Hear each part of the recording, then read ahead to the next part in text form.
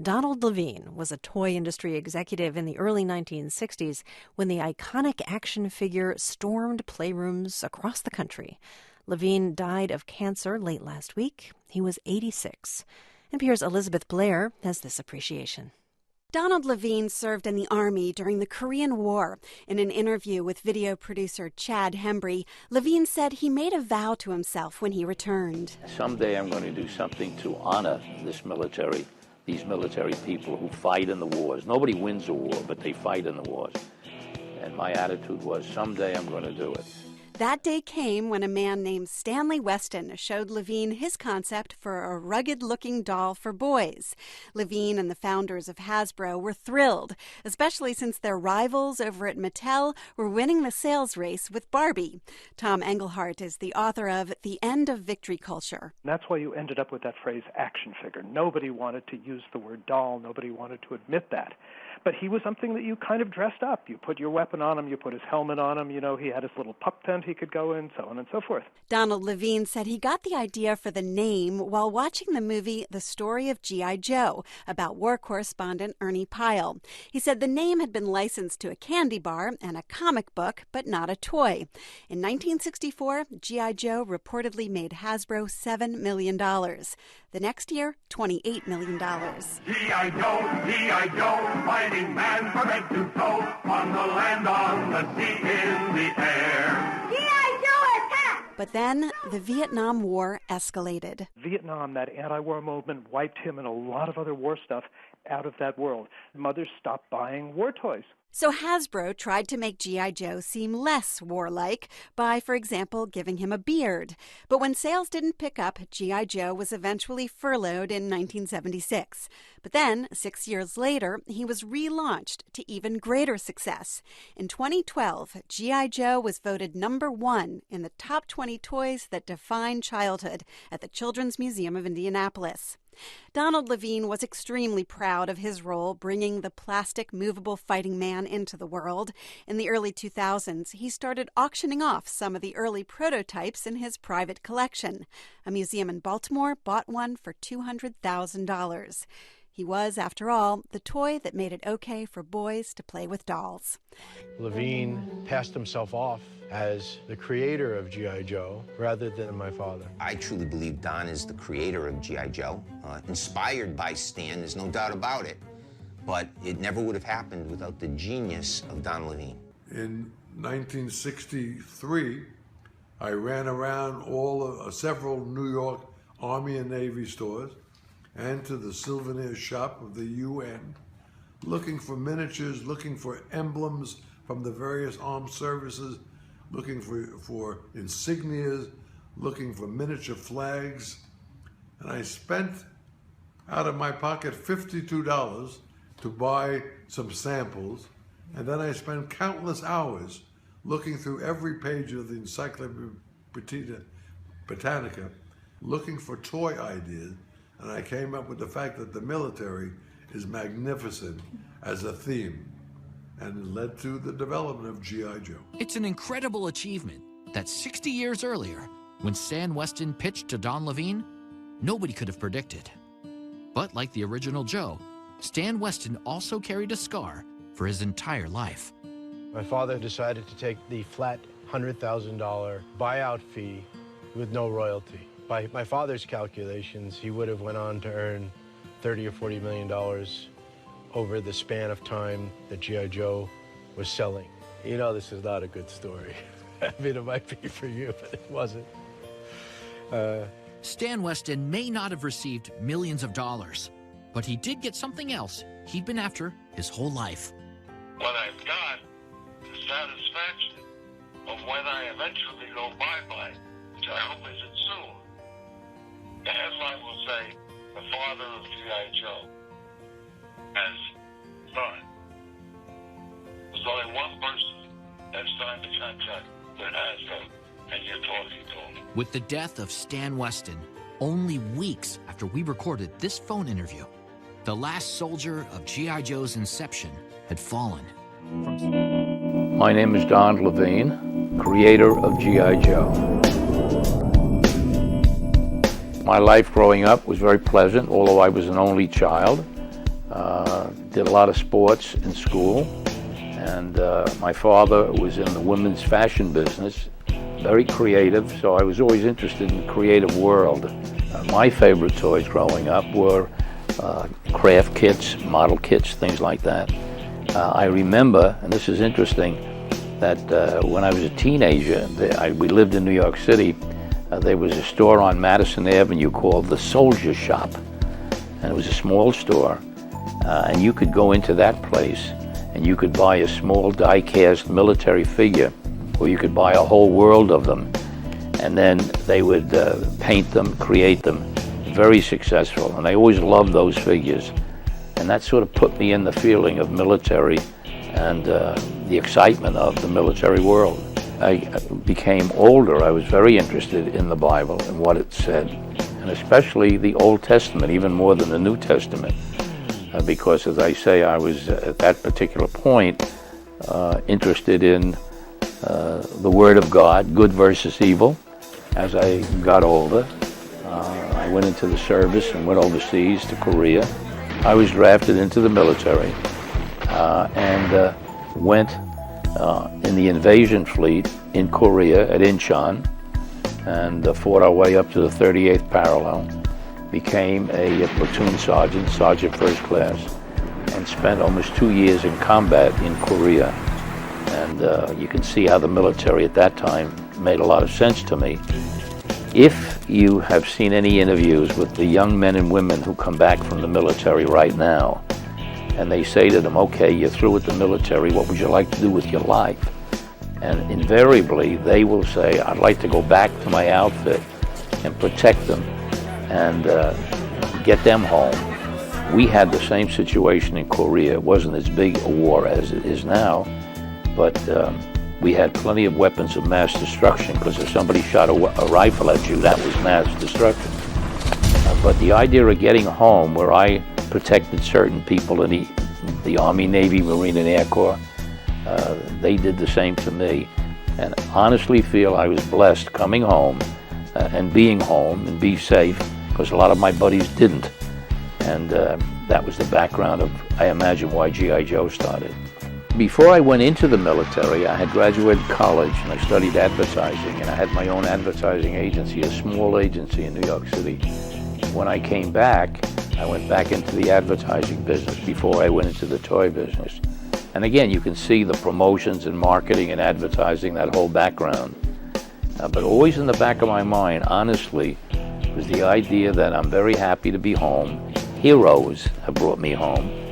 And someday I'm going to do something to honor these military people who fight in the wars. Nobody wins a war, but they fight in the wars. And my attitude was, someday I'm going to do it. And eventually when I joined Hasbro Toy, who is now the second largest toy company in the world, we were looking for something like the Barbie doll that Mattel did. Barbie's small and so petite, her clothes and figure look so neat. And Mattel Toy preempted us, G.I. Joe, by coming out with it in 1959, and G.I. Joe came out in 1963. We had no name for G.I. Joe. We called it Rocky the Marine, Ace the Fighter Pilot, and Salty the Sailor. And our advertising agency in New York, a very small agency, called me up one day, and they said, Don, we love the idea, but you need a name. You can't call it because you're shooting buckshot. You're not shooting a target name. And we went crazy for weeks and weeks trying to come up with a name. And I'm a firm believer in the old axiom that fate is a hunter. If you're there when fate strikes, you can take advantage of it. One day, I'm at home, and I'm sitting in my den, and I'm watching a movie, black and white movie. And it's the story, the life of G.I. Joe. And the hair went up on the back of my neck, and I said, that's the name of our concept, G.I. Joe. And when I checked it out, I found out that it was being licensed only by a candy bar and a comic book, nothing in the toy industry. And that's basically how G.I. Joe became known to the world.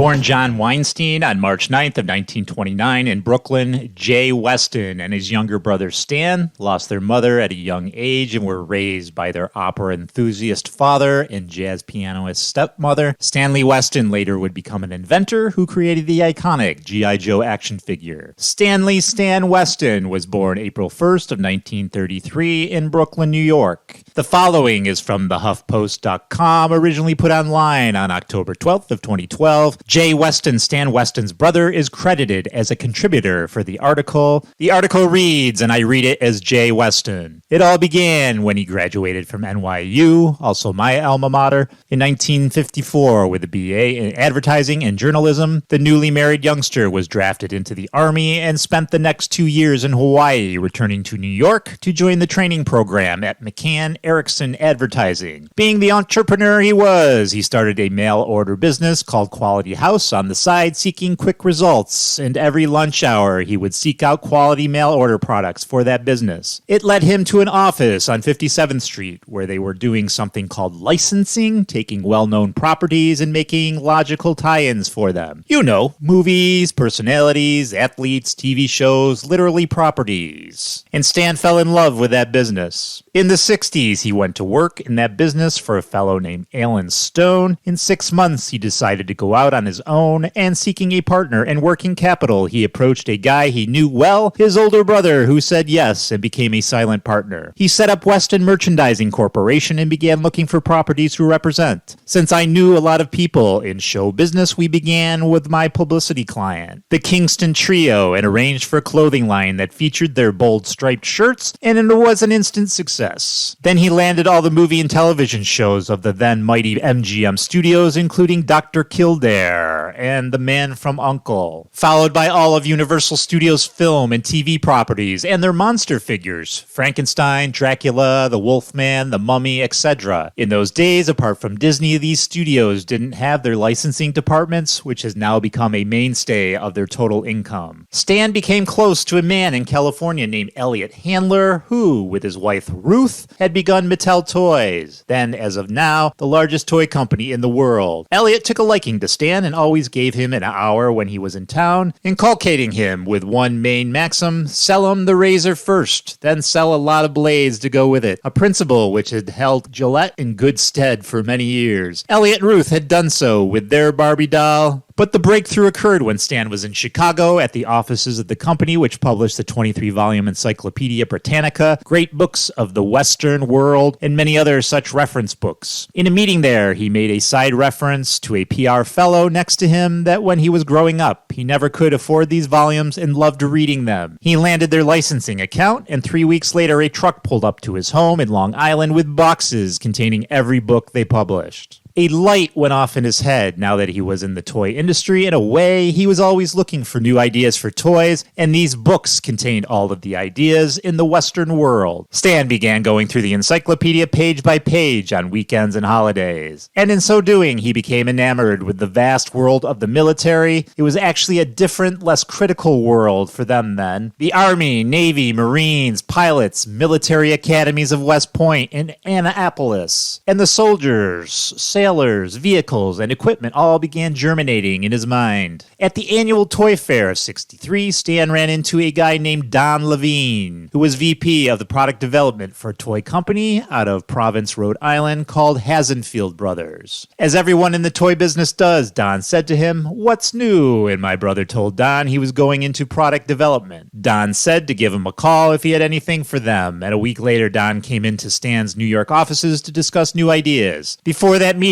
Stan went to 2 places, visits that ended up changing many, many people's lives. He went to the Army-Navy store on 42nd Street and bought paraphernalia for every service. Then he went to the souvenir shop at the United Nations and bought the miniature flags of many nations, spending a total of $52 on everything. He mounted them all on large sheets of yellow cardboard, and at the meeting pitched the idea of military figures and their vehicles and equipment. And he emphasized that the figures should be movable so they could be adjusted to get in and out of vehicles. Don left the meeting and went to an art supply store where he bought some of those flexible wooden figures used by artists to simulate poses. At a subsequent meeting, Don arrived with 2 packages containing 4 boxes picturing mock-up figures of a soldier, sailor, marine, and pilot. He unveiled them and said to Stan, "You will make a fortune with these." He was caring enough to tell Stan, "Please send me a 1-page letter outlining what you have proposed." Then the negotiations started, and they were difficult and disturbing. Their lame first offer was an insignificant royalty if and when a toy was made. Stan rejected it and didn't talk to them for 6 months until the '64 Toy Fair was upcoming. It was going to be the year of G.I. Joe. We are not sure who came up with the name G.I. Joe for the toy line, although we think it was a woman at Hassenfield who had just seen the movie G.I. Joe and suggested it. I hope she got a bonus.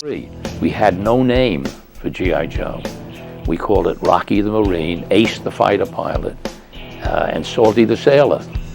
And our advertising agency in New York, a very small agency, called me up one day and they said, "Don, we love the idea, but you need a name. You can't call it because you're shooting buckshot. You're not shooting a target name." And we went crazy for weeks and weeks trying to come up with a name. And I'm a firm believer in the old axiom that fate is a hunter. If you're there when fate strikes, you can take advantage of it. One day, I'm at home and I'm sitting in my den and I'm watching a movie, black and white movie. And it's the story, the life of G.I. Joe. And the hair went up on the back of my neck. And I said, that's the name of our concept, G.I. Joe. So off script here, didn't Don Levine say that he was the one that came up with the name G.I. Joe? Don Levine. They said, wait a minute, this is fate again, is doing something to us. We had a trademark attorney, Elliot Salter, at that time, and Elliot looked into it. And we found out that the name G.I. Joe was registered for a comic book and it was registered for a candy bar. But it was never registered in whatever the classification is for toys, 22 or 23 or whatever. And we decided to trademark this and register it. After that, I went all over the world, making sure that Hasbro, that we own the name G.I. Joe. But the synergistic connection between the name G.I. Joe and what we did, I honestly say has a lot to do with why you and I are sitting here 35 years later, still talking about G.I. Joe. It works. Okay, back to the letter. 3 days before the '64 Toy Fair, Merrill Hasenfield, the president of the company, called my brother and asked him to come in for a meeting. He began by saying, "Weston, half of the people say boys won't play with dolls and half think it is the greatest idea since white bread. We'll guarantee you $75,000 win, lose or draw for the idea." Stan said, "Make it $100,000 and let me think about it." And Stan asked him if he could see what they developed from his idea. The boss said he would have that opportunity in about a week at the toy fair. After some deliberation, he called Hasenfield and took the deal. He did get a verbal commitment from Hasenfield that he would be recognized as the inventor of the toy, and should G.I. Joe become licensable down the line, he would grant him the licensing agency rights. Neither of which was honored. Of course. He did admit that except for Stan and his concept, they never would have come up with Joe. So if you've seen my Barbie documentary, this all seems very, very familiar. Subsequently, 3 days later, in their showroom, Stan saw the world of G.I. Joe, a full line of action figures, and their appendages. The rest is history. In Europe, it was called Action Man. The toy company sold $7 million worth the first year and $28 million the second. Today, G.I. Joe has made 100 upon hundreds of millions of dollars in profit for Hasbro Company. Should he have sold for that set amount instead of taking a small royalty in perpetuity? Of course not. But remember, he had not seen the toys that developed when making that decision. Who is to say? That's life. Stan once told me a story about how he was introduced at a convention as the father of G.I. Joe, and a young boy came up to him and said, "Thank you. Joe made me a better student and a better boy." That's probably worth more in the realm of heaven than any royalty. An interesting addendum. Many years after this, Stan's son, Brad Weston, was president of production of Paramount Pictures and put the movie G.I. Joe into development and production. It has been a huge success, and the second film will be out shortly. This must have been written a few years ago. I suppose that's keeping in the family.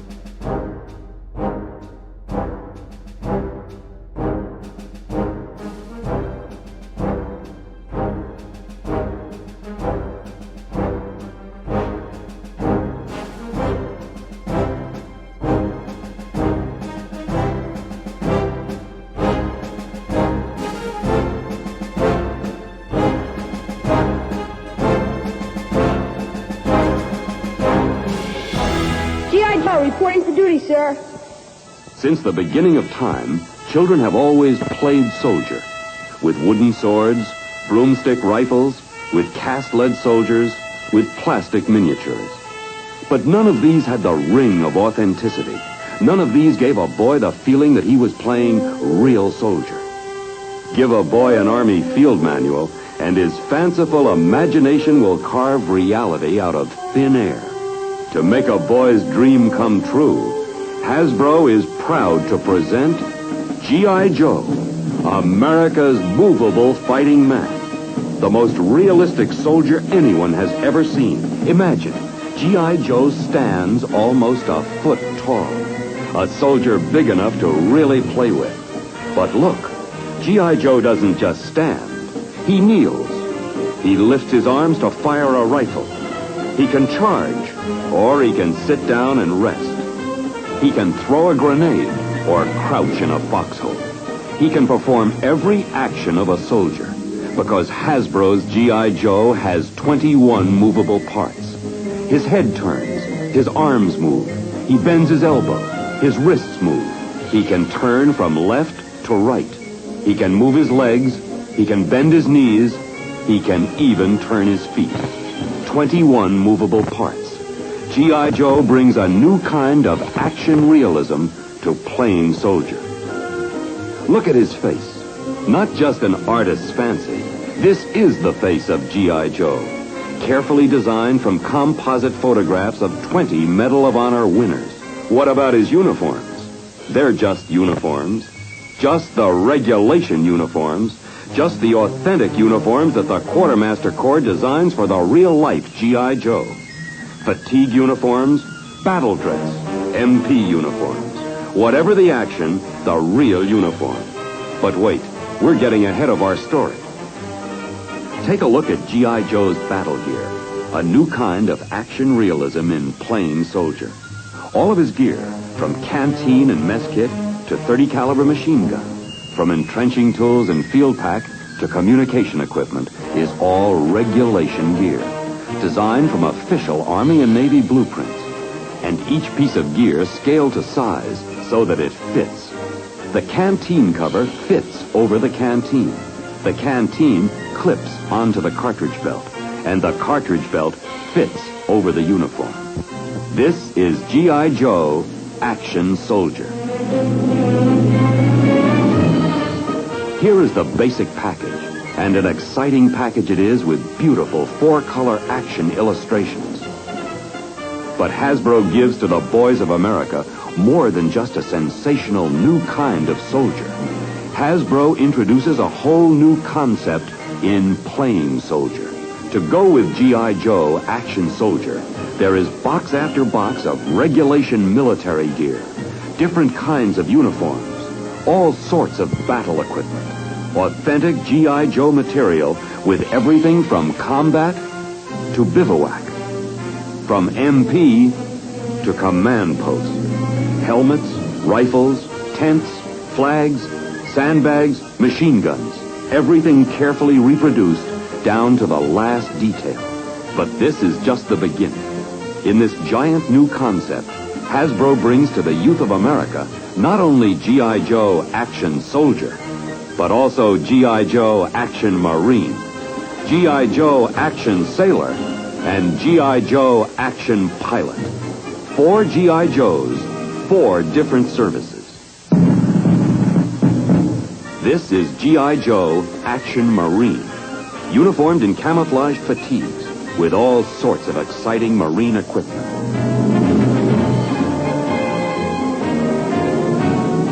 Here is everything from paratrooper to communications, from dress parade to beachhead assault.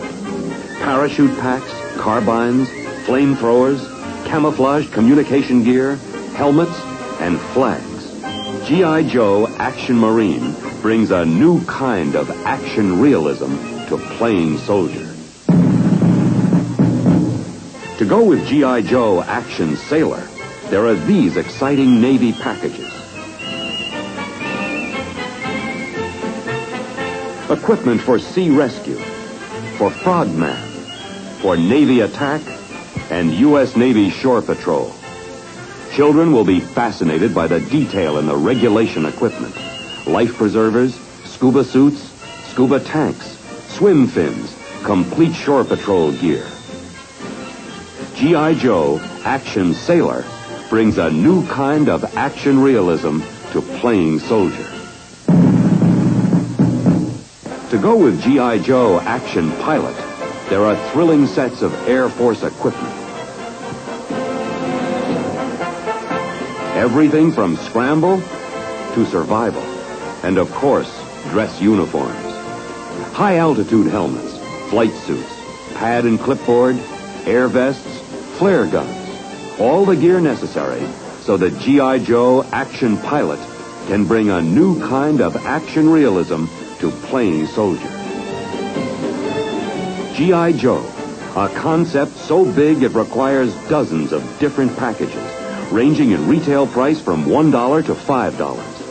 Fascinating sets of equipment so that the boys of America will be able to play with G.I. Joe. And each package has an authentic field manual, shows all the equipment a boy can get. And each G.I. Joe has his own G.I. dog tag. Thousands of boys will start with one service, but other thousands will start with 2 G.I. Joes, and even all 4. Market research tests show that boys who have played with G.I. Joe want all 4. And with a full range of authentic equipment, the 4-way G.I. Joe line builds into the greatest open-end merchandising program the boys' market has had since the introduction of the electric train.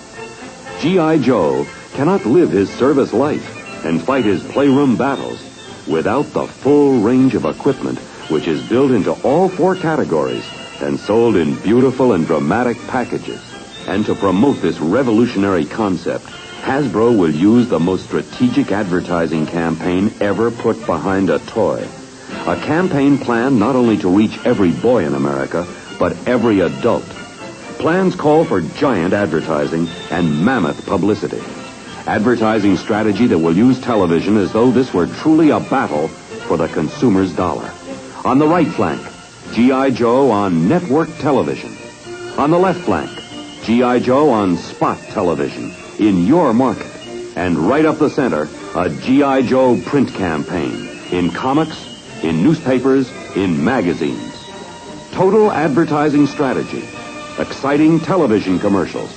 Startling and dramatic print ads. A publicity campaign with stories already projected and in work for America's leading magazines. An advertising strategy conceived and dedicated to but one purpose: to make every boy and every parent a part of the big parade to toy stores everywhere, to see and to buy G.I. Joe, America's movable fighting man.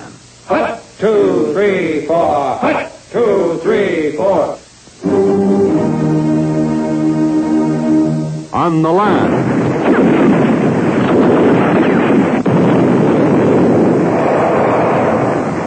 On the sea. And in the air. He's here in the wonderful world of toys, and Hasbro's got him. G.I. Joe.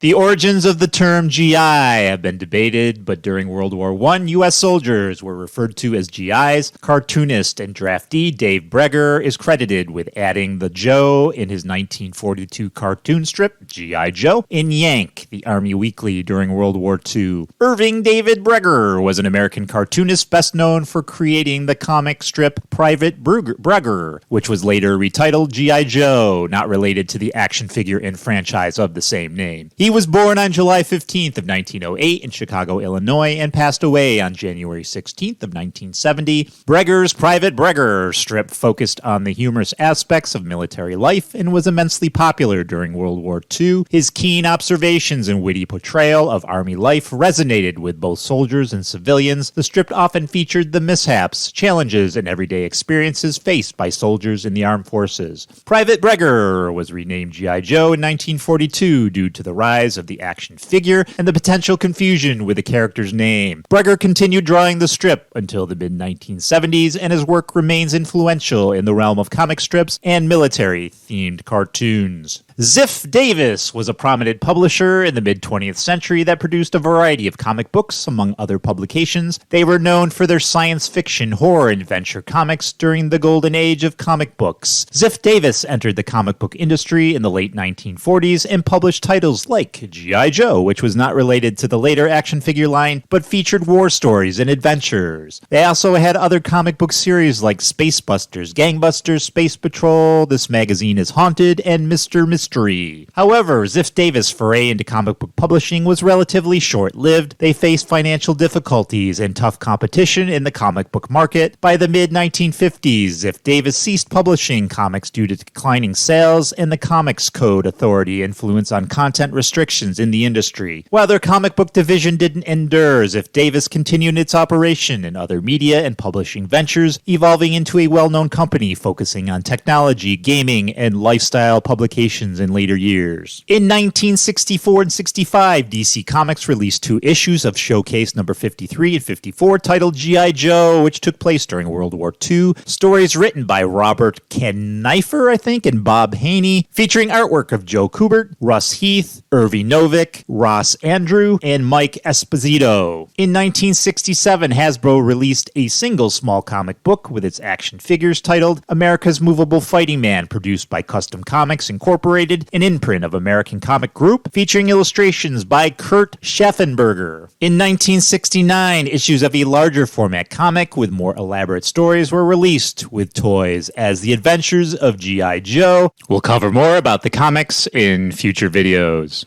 We really wanted G.I. Joe equipment to be authentic. So I went to Don and I said, do you suppose we could get rifles and grenades and bring them in here so that we can measure them and reduce them to G.I. Joe size?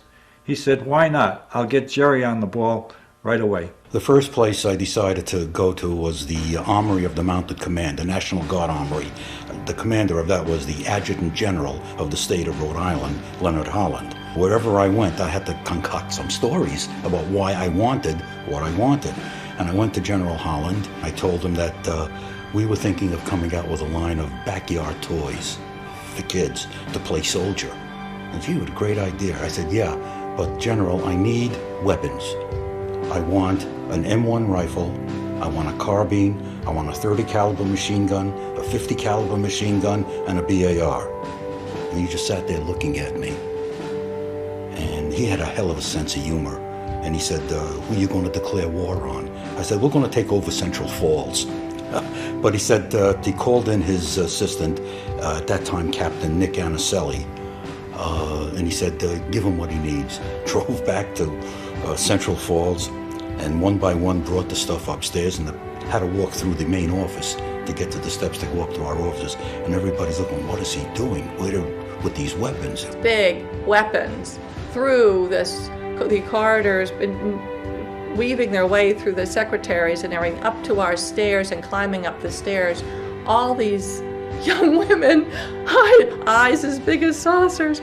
We lined them up outside the door, and anybody who would venture up those stairs would be facing all these weapons, the 50 caliber machine gun, the 30 caliber on the tripods, just looking you right in the eye.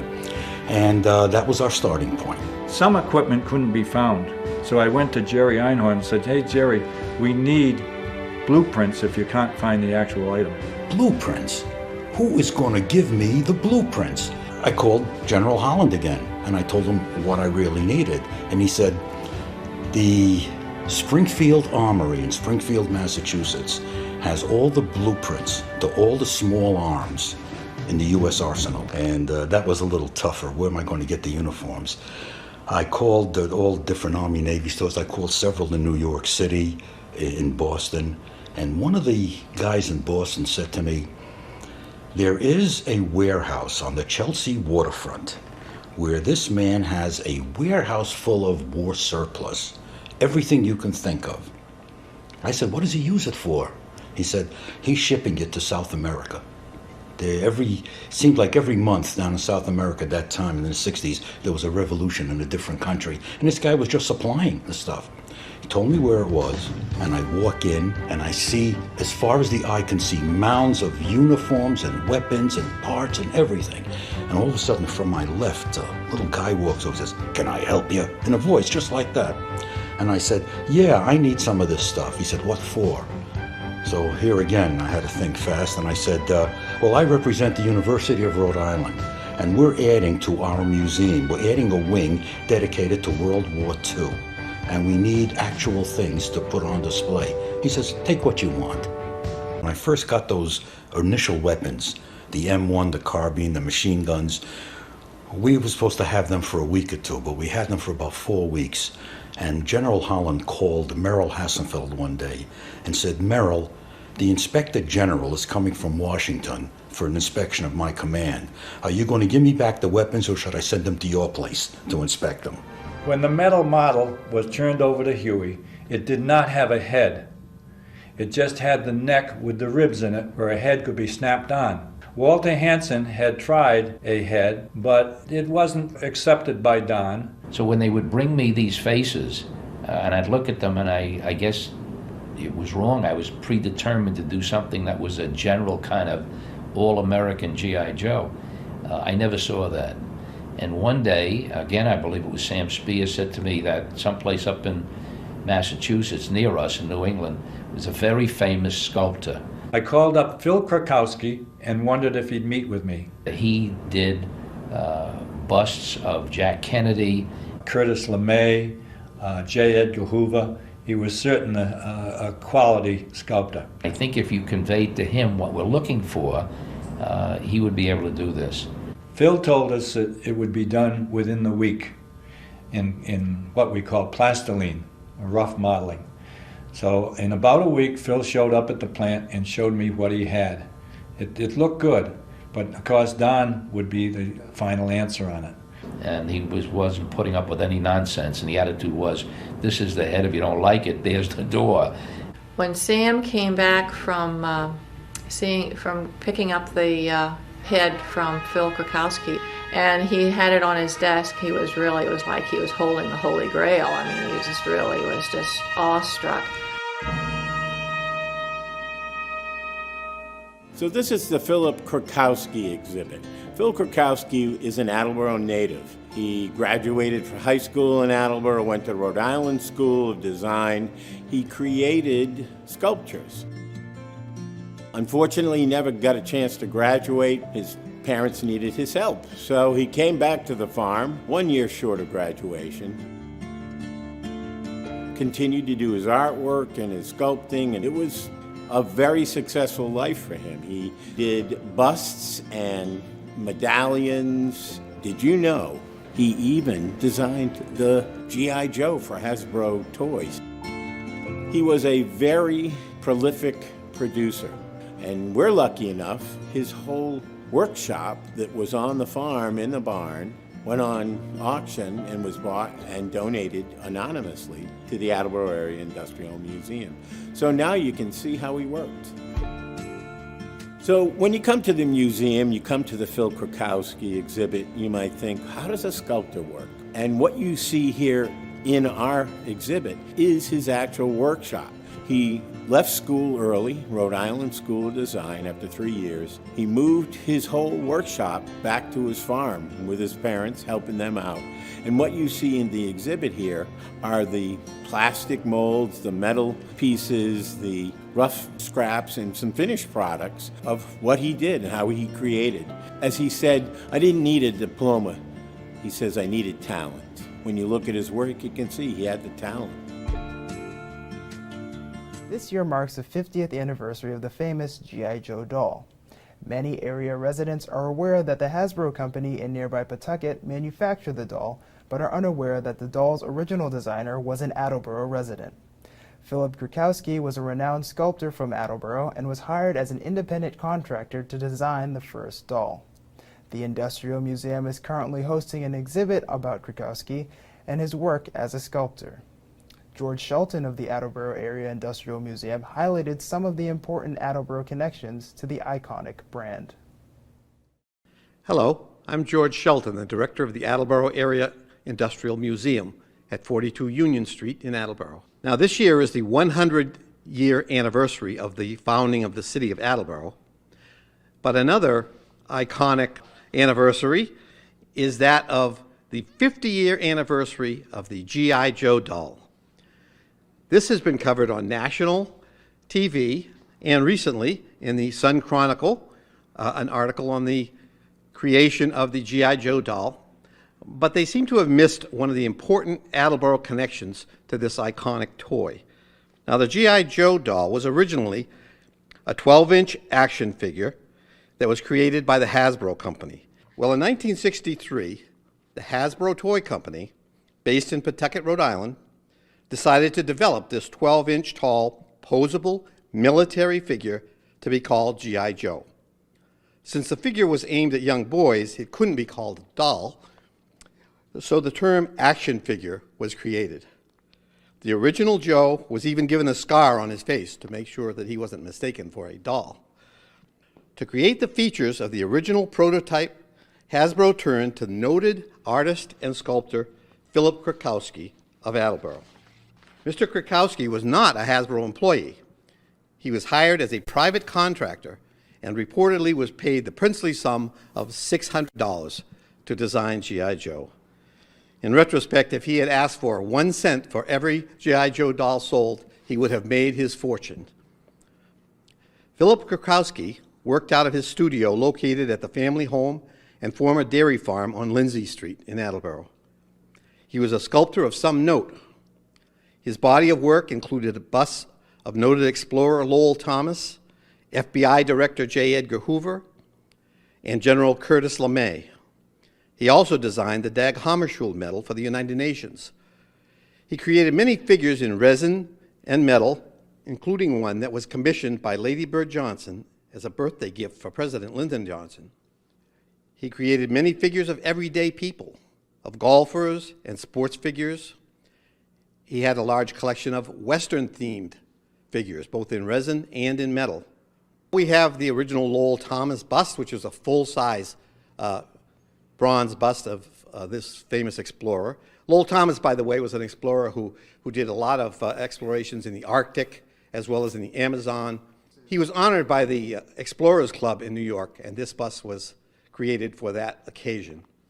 The other famous bust that he has, we have a small version of the Curtis LeMay bust. General Curtis LeMay was the founder of the Strategic Air Command, but the original full-size bust is now at the Air Force Academy. Also, the J. Edgar Hoover bust that he created is on display at the FBI headquarters in Washington, D.C. We have many of his Western-themed sculptures, and also several of the resin figures, Western-themed, some, and also some of golfers that were part of his collection.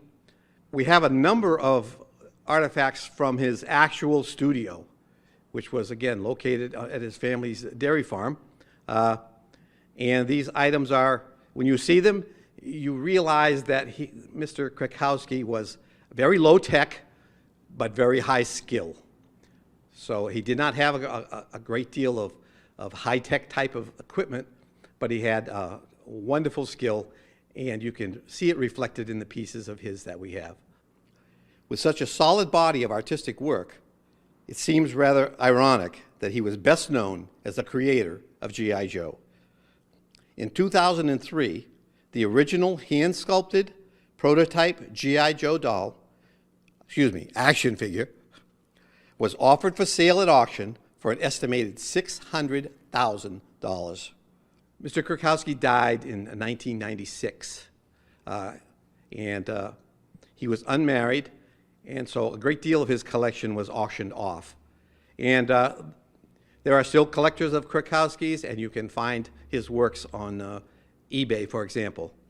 He is a notable artist from Attleboro.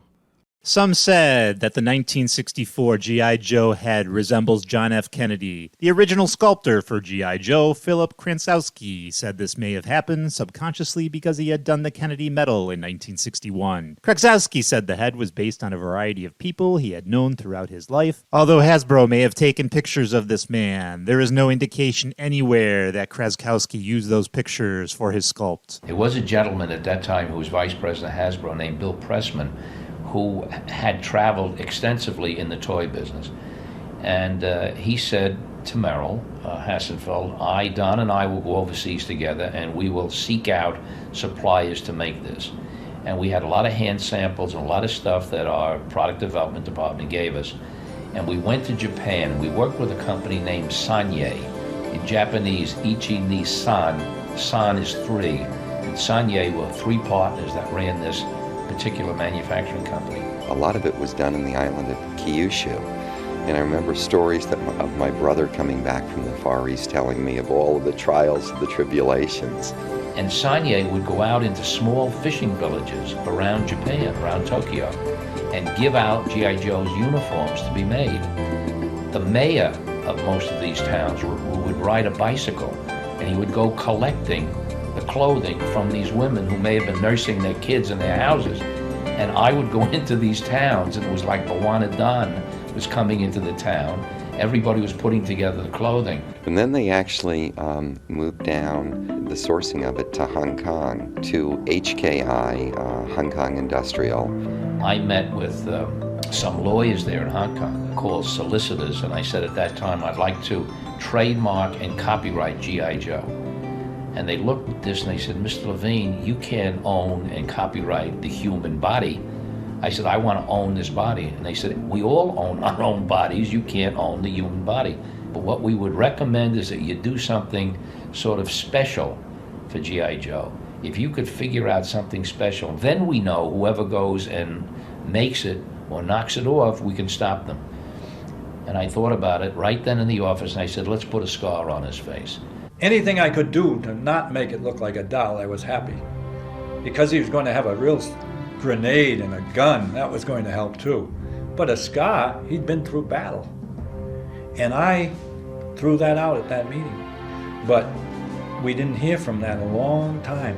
There was no scar, except Don wrote me a letter from Hong Kong at a later date saying, hey, we should put a scar on his cheek. Well, at that time, I walked over to Walter and I said, look, I took a pencil. It just seemed a natural place for a scar to be. So I said, here, put a little scar on his face there. Someone just made a sarcastic comment about the G.I. Joe scar, and everybody shrugged their shoulders and just laughed. Said, well, that's Don. Let Don have his way. It was obvious the scar was there for a reason, and again, this was the masculine imprint. This was not going to be a pretty boy Ken. And that became very important and significant for G.I. Joe, which we did. Several companies did that. They copied G.I. Joe they copied a doll with a scar, and we were able to stop them because of that.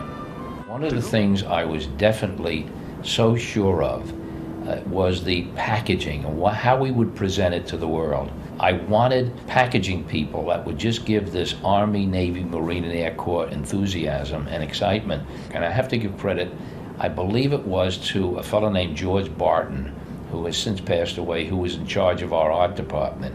He and Sam sat down and said, Don is looking for this and we're looking for that. And they came up with this Thresher and Petrucci. The first item in doing the boxes was we have to come up with a logo for G.I. Joe.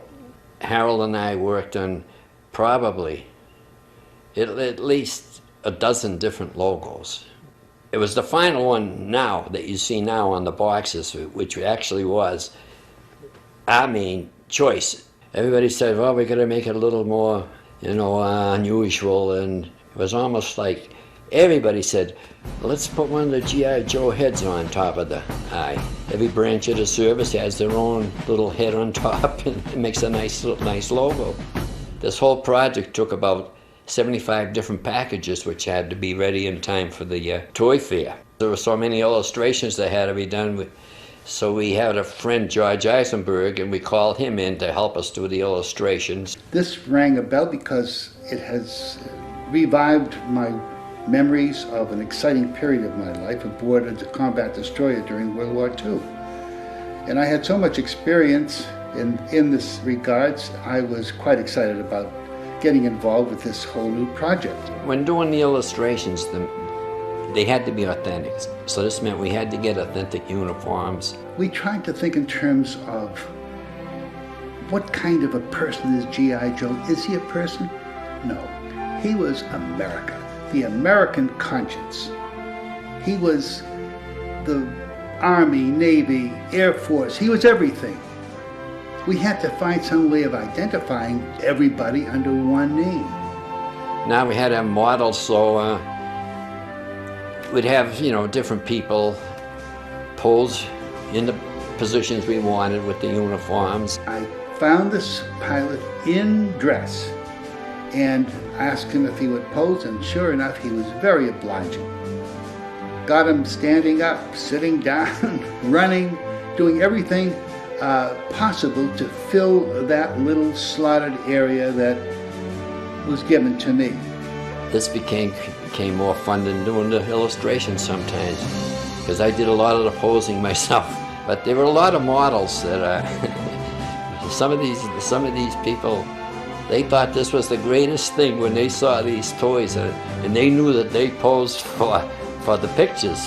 Either dad didn't have children and be out buying the boxes to show or giving us gifts for Christmas to their nephews, and so that was a fun part of it. Even the Jeeps and everything we drew was very authentic, because we did go to the source and make sure we had the right thing. And this probably had a lot to do with the success of this.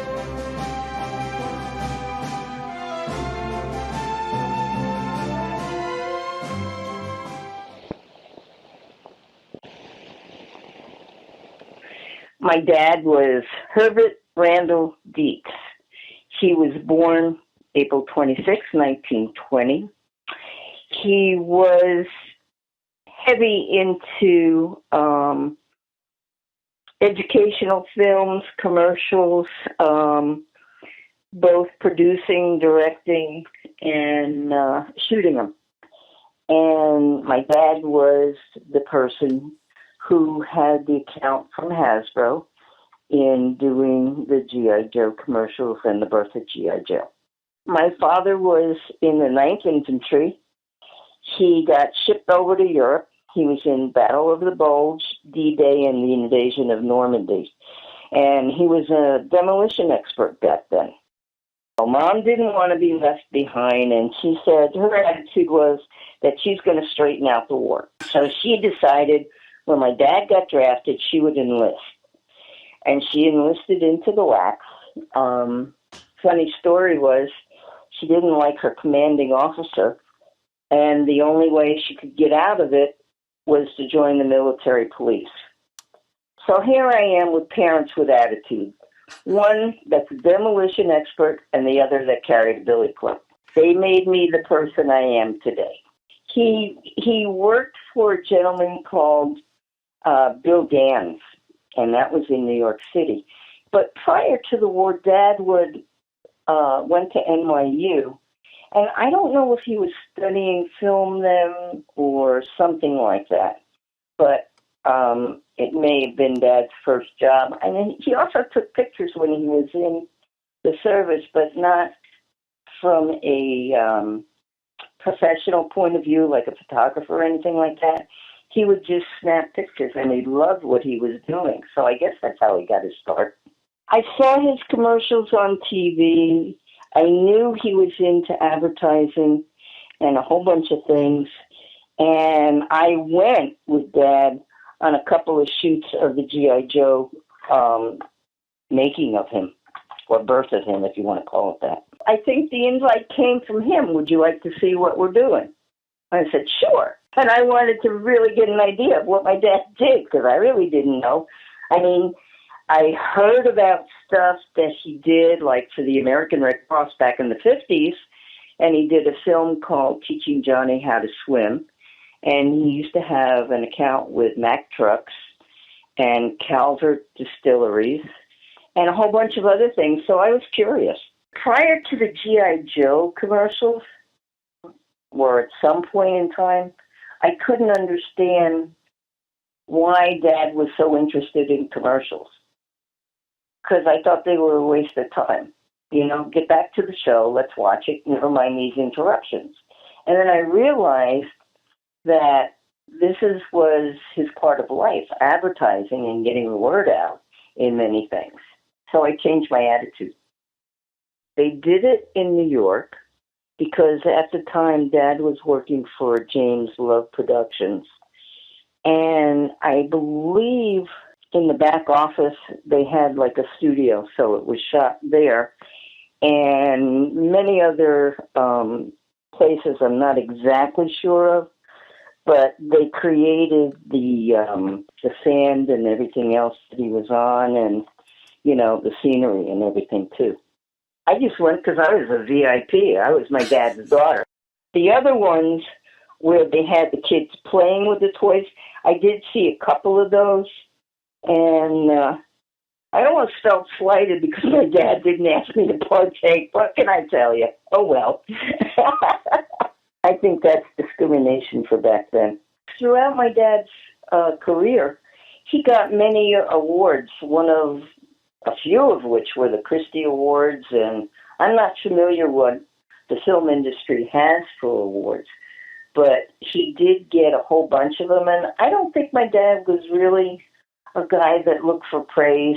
Many people commented on the job that he did and the initiative he took, and the bidding came in like way under other people. So I think he was ahead of his time with everything like that. He had a great sense of humor, and he was very, very professional with what he did, and he really took pride in it because you could see it with the quality and the time that he took to explain something to somebody.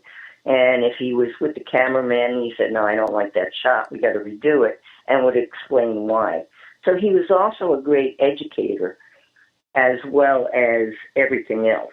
I've held on to his films for quite some time, as you know, and my dad passed away in 2002, and I have had all of his films with me for all these years.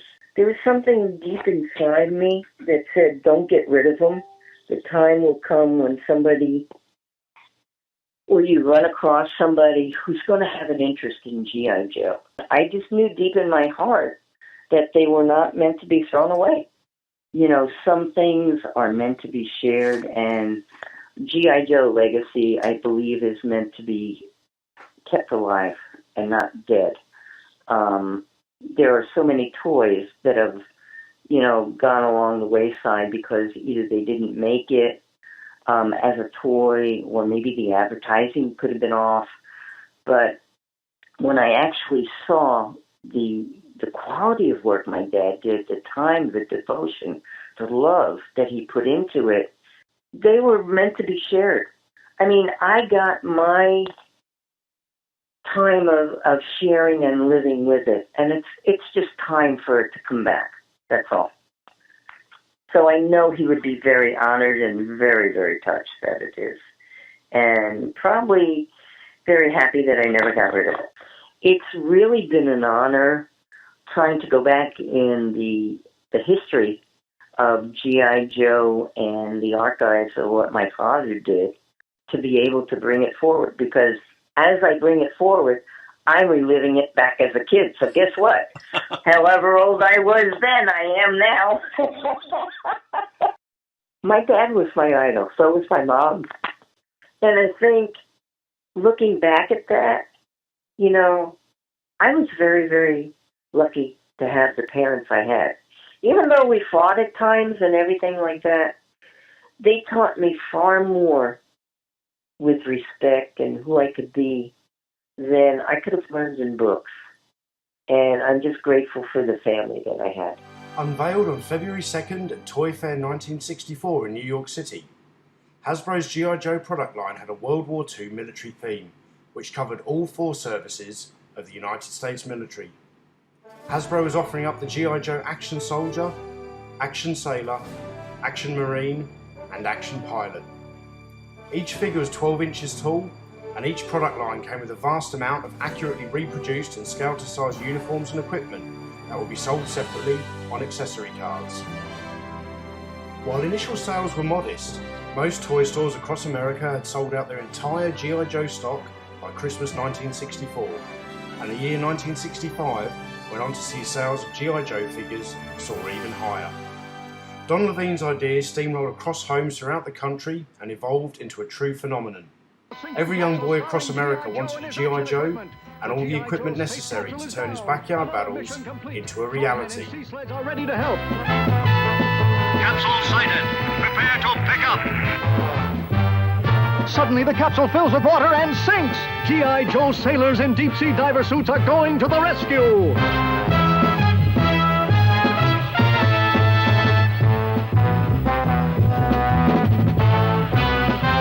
In seconds, you attach a line to the capsule and pull it to safety. There's more trouble ahead. The capsule is radioactive. But here comes the G.I. Joe Crash Crew Truck to wash down the capsule with a working pump. Kids, make up your own G.I. Joe adventures like the one you've just seen by getting any or all of this equipment. The success of this revolutionary toy line created an untamable buzz in the toy manufacturing industry worldwide. And it wasn't long before British toy manufacturer Palitoy, based in Colville, Leicestershire, approached Hasbro to request a tooling license. Well, the guy I worked for, Hal Belton, he'd already been over to the States and found G.I. Joe, as it was called over there, and he brought a sample of it back for his grandson to give a feel of what the concept was like, and everyone thought it was wonderful, and it went ahead from there. The Palitoy company had grown out of Castleroyd Limited, which was founded by Alfred Pallet in 1919. The British Xylenite company acquired Castleroyd in 1931, and then in 1965, the toy division at Colville was separated from the rest of the company and renamed as the Palitoy division. Well, they were the first company to actually televise a toy on TV, which was Tressie. For Palitoy's inaugural release of Action Man in Britain, the company would be manufacturing a carbon copy of the figures and uniforms that had been sold across America in 1964. There were 2 major concerns for Palitoy regarding the 1966 release of Action Man in Britain. The first was that G.I. Joe was a distinctly American name, and company executives believed it would not be marketable in 1960s Britain. The true origin of the name Action Man has sparked many debates over the years. Although 3 people claim to have coined the name, it was in fact Harry Trowell, Palitoy's sales manager at the time, who was the first person to suggest the name Action Man to managing director Miles Fletcher over a lunchtime pint at the Fox and Goose pub. When you consider that Hasbro had named their first 4 product lines Action Soldier, Action Sailor, Action Marine and Action Pilot, it is highly likely several people suggested the name before it was officially decided upon. But by convincing Miles Fletcher to use his idea, Harry Trowell can rightfully claim the honour of naming the most iconic British toy of the 1960s and 70s. The second concern for Palitoy was that the parents of 1960s Britain would be opposed to the idea that boys should play with dolls. British boys have been playing with die-cast soldiers for decades, but the conservative attitudes of the 1960s may not have been able to accept the concept of young boys playing and dressing a soldier doll. If you said doll, you had to wash your mouth out with soap and water, I'm afraid. So following Hasbro's American marketing plan, Action Man would never be referred to as a doll, but as an action figure, the world's best equipped, most realistic fighting man.